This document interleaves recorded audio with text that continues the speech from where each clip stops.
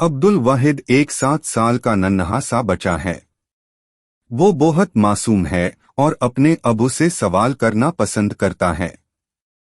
एक दिन अब्दुल वाहिद ने अपने अबू से सुना कि रमजानुल मुबारक का बाबरकत महीना करीब आ रहा है। ये सुनकर अब्दुल वाहिद ने फौरन पूछा, अबू, रमजानुल मुबारक का महीना क्यों इतना खास होता है? अबू ने मुस्कराकर कहा, बेटा, रमजान रोज़ों का महीना है।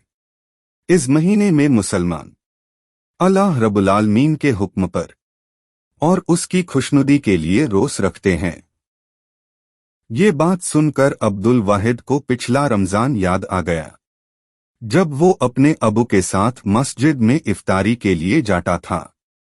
वहाँ मिठाई मशरूबत होताई थाई, खजूरैन फल और इफ्तारी का खूबसूरत दस्तरख्वान। अब्दुल वाहिद अपने अबू के साथ इफ्तारी के वक्त दुआएं मांगता और रोज़दारन से प्यार से मिलता था। रमजान का नाम सुनकर अब्दुल वाहिद का दिल खुशी से भर गया। उसने अपने अबू से कहा, अबू, हम रमजान की तैयारी कब शुरू करें जी?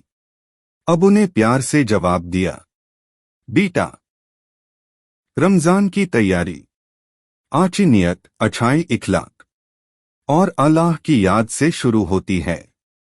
रमजान हमें सब्र, नेकी और अल्लाह से मोहब्बत सिखाता है। आइए